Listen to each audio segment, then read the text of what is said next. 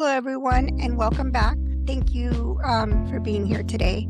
And we'd also like to thank you for giving us such a warm welcome during the first podcast. It is your host, Claudia, and Street Rev.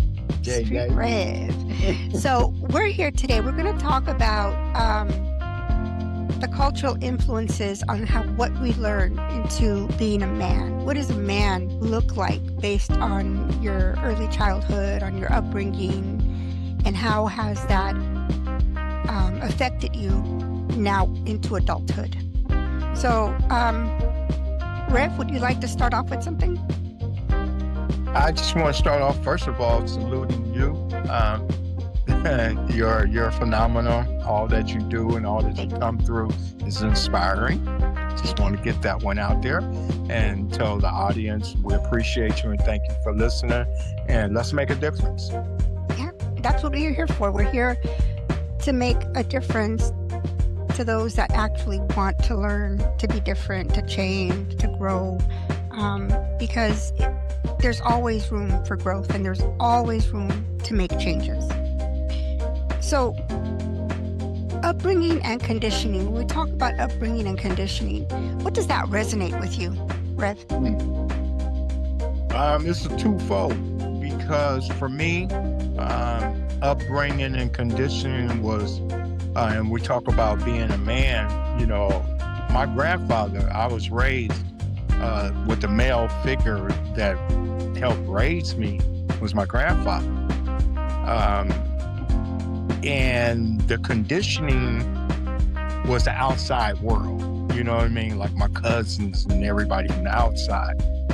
The inside conditioning from my grandfather was on mute, meaning he didn't talk much.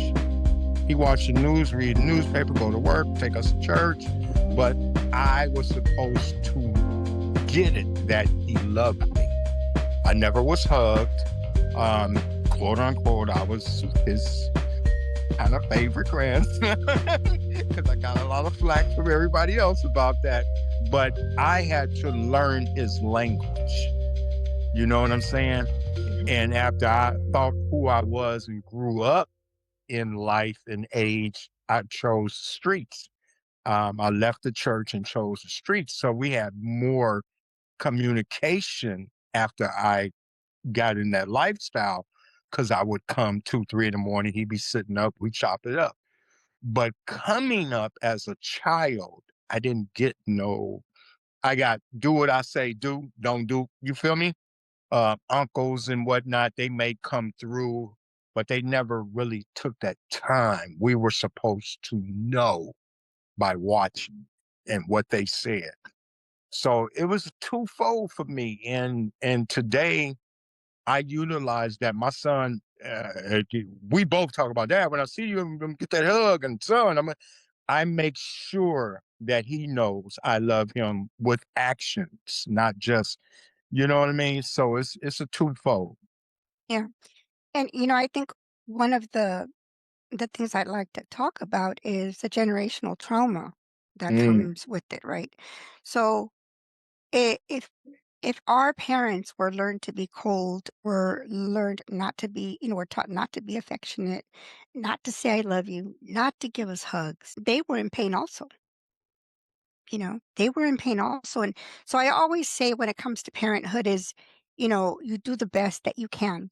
It took me many years to understand that. I had a similar upbringing with my father where he was not affectionate. He didn't give hugs and kisses and I love yous. Um, but he tried to show it in different ways, right? And how he would nurture us with making sure that, he worked and that he had food on the table, a roof over our head. It wasn't until he got much older and he really wasn't mobile. And I remember I would enjoy that because that was a time that I was actually able to spend more time with him where I would go and I would lay next to him while he was watching something on TV and he would allow me to stay there with him. But before that, we'd never really had that physical, that emotional connection, right? even though I knew he loved me. Right. And now that I think back, I can't help but wonder, what was his upbringing like? What was my grandfather's upbringing like, you know? So, yeah, so it's generational trauma that is kind of handed down from one generation to the next. And my hope is that by allowing us to speak on this platform about it, we can shed some light on it. We can hopefully heal some souls, help them understand, it didn't mean that they didn't love you. It just meant that they learned how to love in a different way. Right. And that's really important. And at the same time, we're also allowing people, as they heal, to actually create that change within them, to want to be nurturing, to want to give their kids hugs and tell them they love them and, just nurture them. And I think that's really important. And I believe that may be one of the biggest missing pieces in men.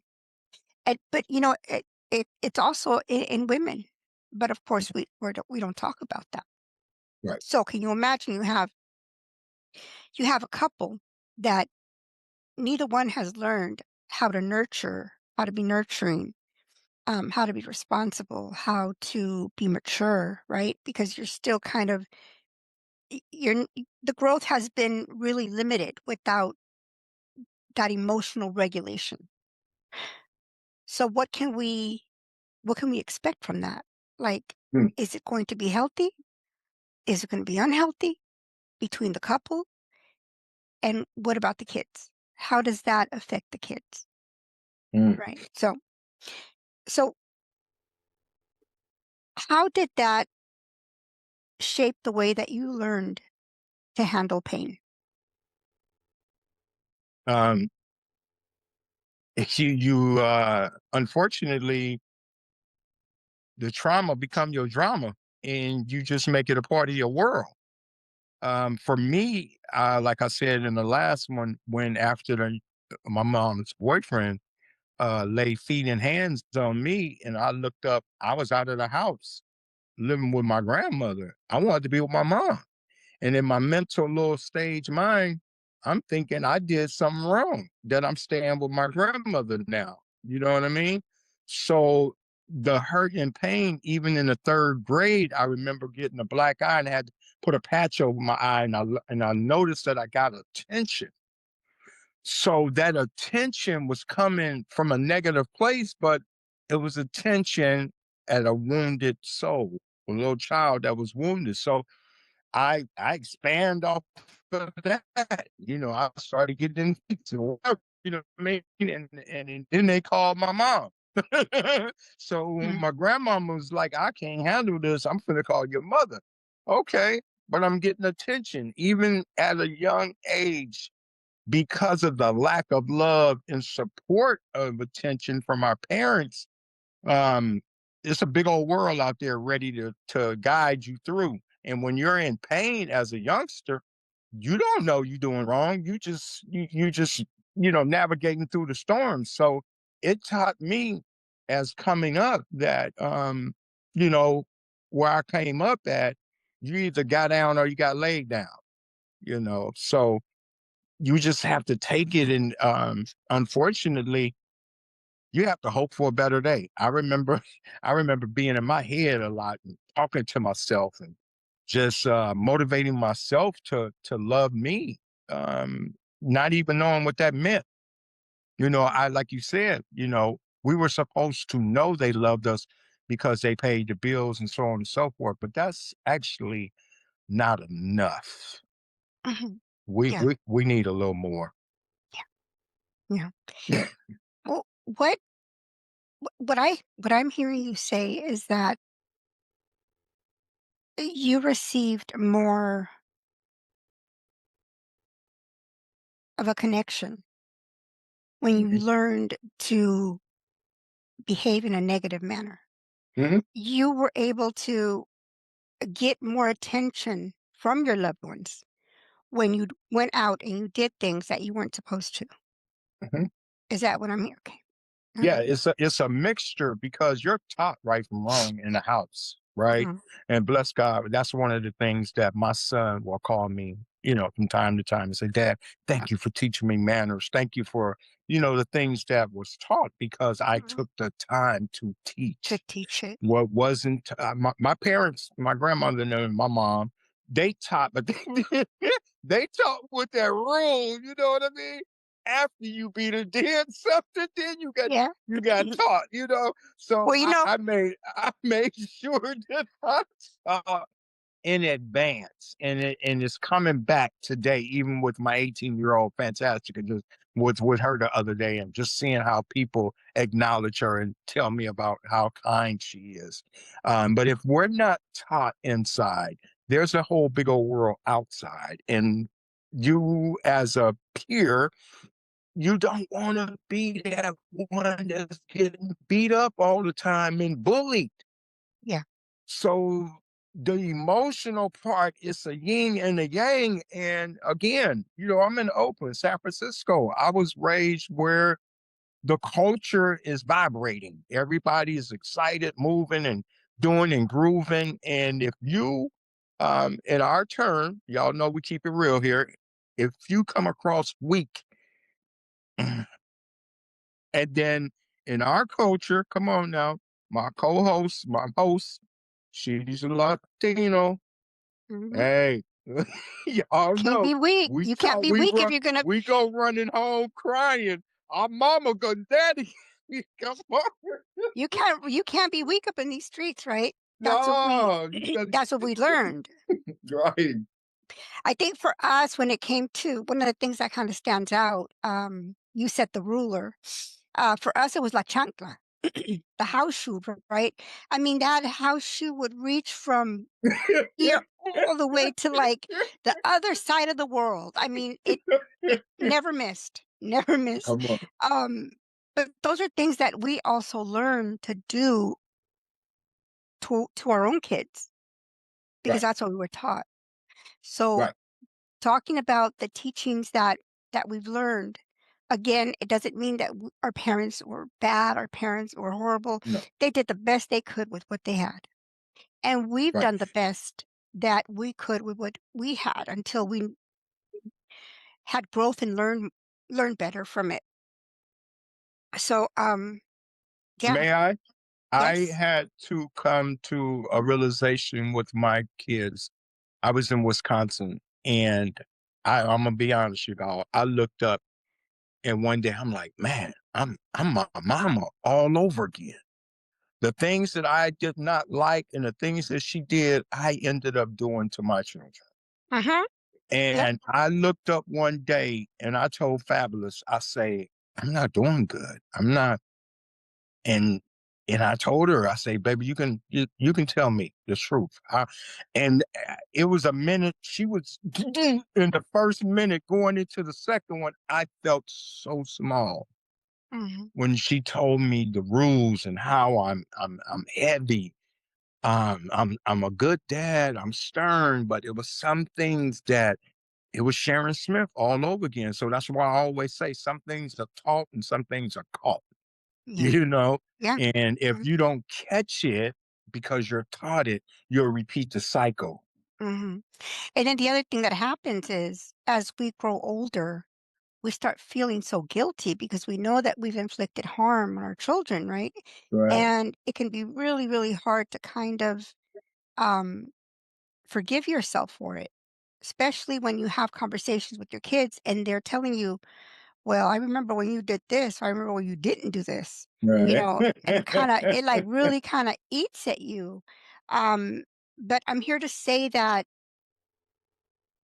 if you've learned from your mistakes, be gentle with yourself and allow yourself to let it go. Forgive yourself for all the harm that you have unintentionally caused and start working on the changes, right? Start working on what you can change so you could be that better dad, be a better grandfather, be a better son, because there's always, always room for change. And it can happen at any time. You could be 30, 40, 50, 60, 70, 80, and you can choose to change.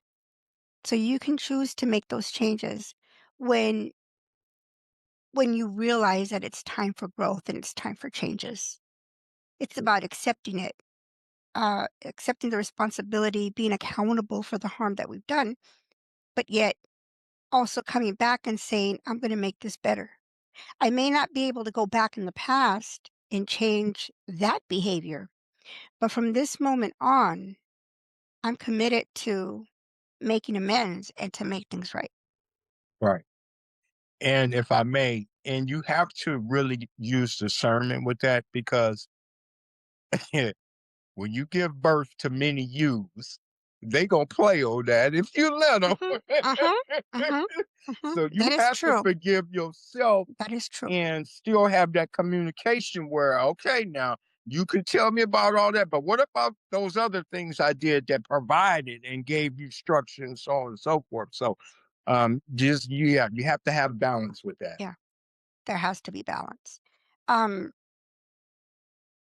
so after so many years, right? After being taught that a man is supposed to be ruthless, a man is supposed to be tough, supposed to be the caretaker, um, you're supposed to be the macho, right? You're supposed to be the machismo comes in. Mhm. Um, what does it mean to you now to be a man?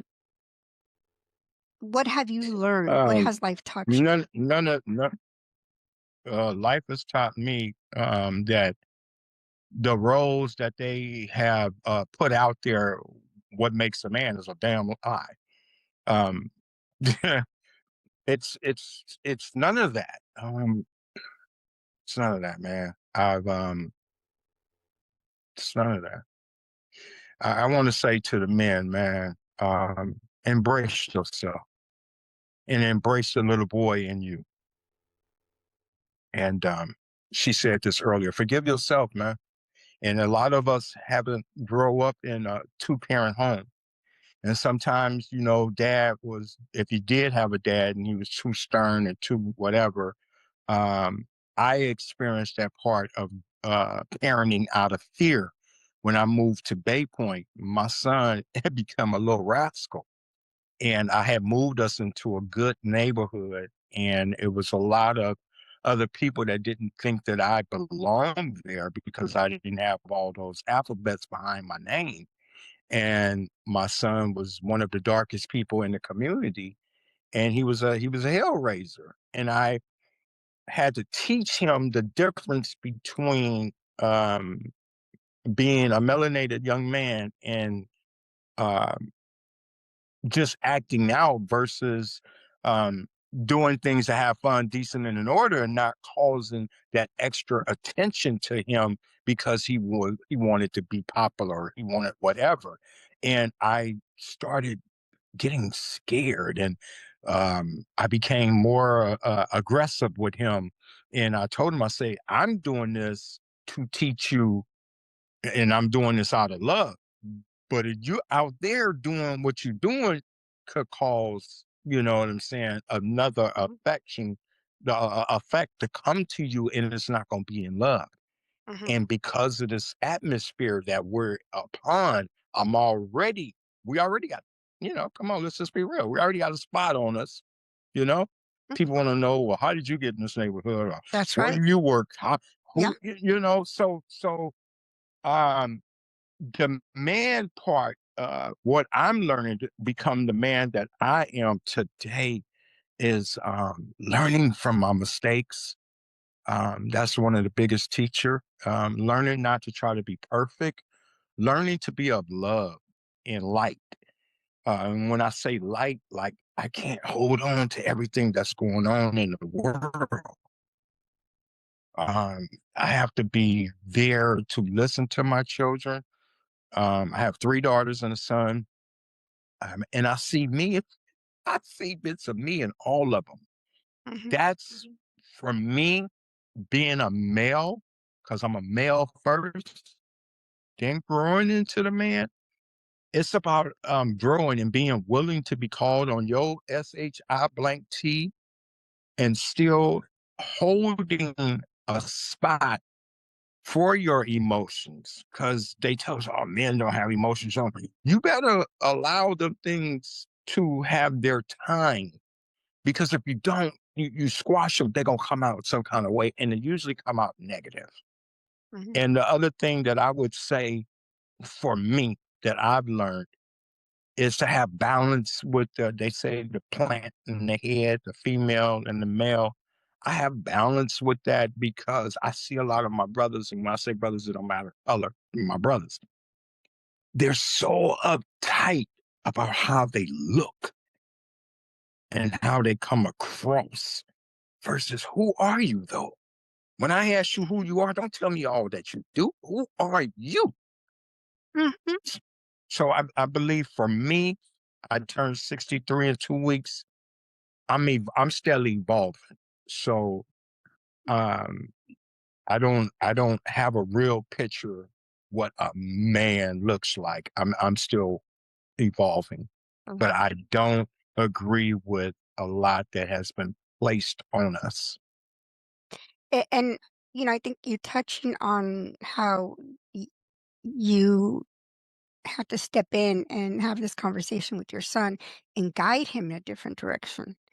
And that's why Mhm, it is so crucial for fathers to be involved, you know? mhm. As women, we can only do so much. But Right. even if there isn't that father figure, I mean, the biological dad, mm, just make sure that for moms, for example, make sure that you have a positive role model in your child's life, because that is crucial, crucial, crucial, crucial. Very crucial. Can I touch on that? I'll be Yeah. real quick. I'm in California. My son is in Wisconsin right now. D1. He's looking at him in football. He's running track. So I had to pull him over. And he told me about one of his coaches told him about writing, when he wake up, so on and so forth. I said, that's your administrative department. And what I noticed is that with him having three sisters, they want to do everything for him and his mom. So even long distance, I'm in his ear. My son is a Mhm, jock. Okay. But those, you can sprain an ankle, so on and so forth, right? You still have to know how to play the game, not on the field, before you get to the field. So my job, even from California to Wisconsin, is to stay in his ear, stay parenting, stay a part of, not pressure, but staying a part of. And I put it in his thing where we can weigh it up and see how it looks, right? So mhm, last week I said, well, young man, I will help you. I know you don't like doing extra, okay? But there's somebody out there that's doing the extra. So at your time at 6 in the morning when you jump up, I'm gonna be up at 4 in the morning. Let's tag in and write the first three things out that we are grateful for when we wake up. Now he said okay, but it didn't work yeah. for 2 days, right? So by the third day, by the third day, I just text him on the group text that I have with all my kids. I say, man, we suck. Y'all hear me? I put we because I'm a part of Mhm, him. mhm, All right. I didn't mhm. point the finger at him. Yep. I joined forces with him. I said, man, we suck, but I still got you. I'm still here. I'm Pops. The fourth day he chimed in fifth day. Then he fell off once last week. And I say, son, I'm only going to say this to you. I'm going to still be here and I'm going to write my three and I'm going to send them to you. That never happened. When I'm texting him to send them to him, he called me. He said, Dad, I'm up. And we've been on point ever since. And I said that to say a lot of times we we get offended or we get in our emotions, we paying child support, we don't have whatever the case may be. That's not the real case. The real case is you stand available to be a part of your children's life, whether it be a male Mhm. or female. But Yeah. our young men really need us. So I get up at 3:33 for my little private prayer time, and it's helping me because now I can't fall back to sleep. I got to be up at 4 for him. Yeah. And Yeah. something so simple means a lot. And before we go, um, I wanted to touch on the journaling. Journaling, writing Mm, is very healing. It's a real way of healing and putting your emotions down on paper, especially if you're not able to express them verbally. Mhm. I tell all my clients, I say, get yourself another notebook and I want you to start writing. I want you to start journaling. And I remember the first few times that they started writing, they would come back and they would like, I said, you have the choice to either read it to the rest of the group, to us, or you can keep it to yourself as long as you're writing. And the first couple of times that, after that, they were really excited and they started talking about, well, this is what I wrote. I said, if you're having a bad day, make sure you write it in your journal. If you can do it that same day, if you had a bad week, write it in your journal. Come back and read it. Come back and look at that and ask yourself, what could I have done differently in that situation? How could I have handled it differently? Mm. So So yeah, journaling is definitely I would encourage everybody to get a little, even if it's a little tiny book that you carry with you or you have on the side of your bed, just write a few notes. In the morning, get up and say, I am going to have a great day because I'm worthy of it. At Yes. night, I had a great day because I'm worth it. Even if that's all you have to say, but it's going to remind you that you are worthy, that you are worth it, that you are loved, that you mean Yes. something. And with that, I think we are out of time. I want to say thank you for joining us. And until next time, we will have another message for you. Rev, any Mhm. last words? We love y'all and we appreciate your time. Stay blessed, everyone.